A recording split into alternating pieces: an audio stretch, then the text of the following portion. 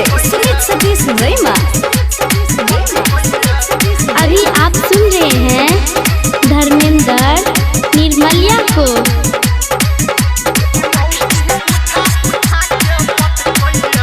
माँ Gayatri recording studio.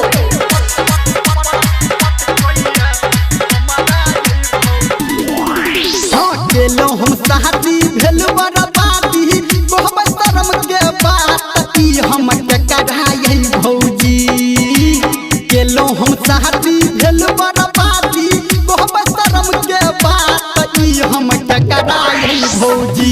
हाँ कहबै के कढ़ाई भौजी कि कनिया उठा उठा के पटकैया हमारा यही भौजी कि मौगी उठा उठा के पटकैया हमारा यही भौजी।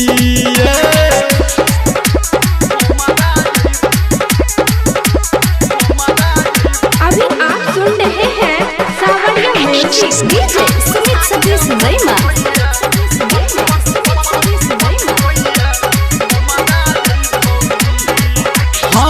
हम जिए पातर छी तरबू छही मोटिए आ ओकरा आगाड़ी में हम तो पैर जाइ छी छोटिए।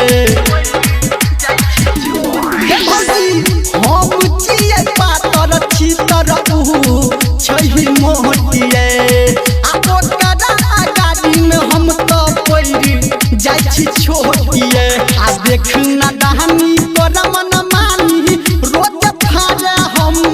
सुनु कपड़ा यही भौजी कि फहरा कपड़ा यही भौजी कि कनिया उठा उठा के पटकैया हमारा यही भौजी कि मौगी उठा उठा के पटकैया हमारा यही भौजी।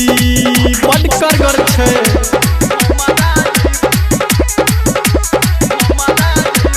माँ Gayatri recording studio DJ Sumit Satish Raima.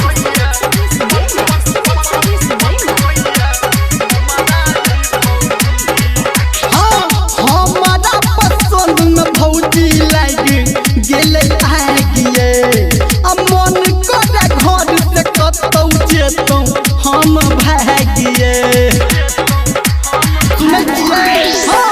हमारा पसंद में भौजी लाग गेले आगिए आ मन करे घर से हम जेतौ कतौ भागिए। गाबी धर्मेंद्र अहाँ के सुनाबे सुनु सुनु हमर ई फकरा यही भौजी ये सुनु फकरा यही भौजी कि कनिया उठा उठा के पटकैया हमारा यही भौजी कि मौगी उठा उठा के पटकैया हमारा यही भौजी।